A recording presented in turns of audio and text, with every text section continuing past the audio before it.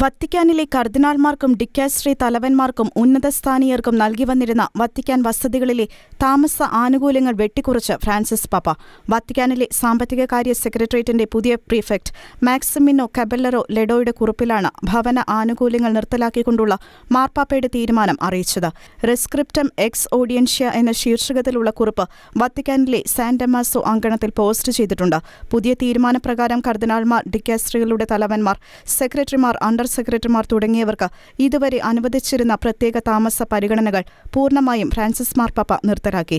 സാർവത്രിക സഭയുടെ വർദ്ധിച്ചുവരുന്ന ആവശ്യങ്ങൾ പരിഗണിച്ചും സഭയുടെ കെട്ടിടങ്ങളുടെയും ആസ്തികളുടെയും ശരിയായ നടത്തിപ്പ് വഴി പരിശുദ്ധ സിംഹാസനത്തിന്റെ മിഷണറി ദൗത്യത്തിനായി കൂടുതൽ സമ്പത്ത് നിയോഗിക്കുന്നതിനും വേണ്ടിയാണ് ഇത്തരമൊരു നടപടി.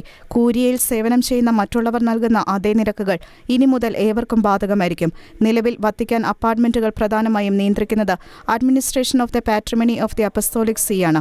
കർദിനാൾമാരുടെ ശമ്പളം 10% വെട്ടിക്കുറയ്ക്കുന്നതായി ഫ്രാൻസിസ് മാർപ്പാപ്പ പ്രഖ്യാപിച്ച് 2 വർഷത്തിനു ശേഷമാണ് പുതിയ തീരുമാനം.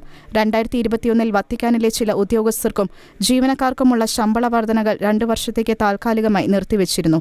ഫ്രാൻസിസ് മാർപ്പാപ്പ താമസിക്കുന്ന സാന്താ മാർത്ത വസതിയും വത്തിക്കാനിൽ സ്ഥിരമായി സേവനം ചെയ്യുന്ന വൈദികർക്ക് ആതിഥ്യമരുളുന്ന മറ്റ് 2 റോം ഗസ്റ്റ് ഹൌസുകളും പുതിയ മാറ്റത്തിനനുസൃതമായി പ്രവർത്തിക്കേണ്ടതുണ്ട്.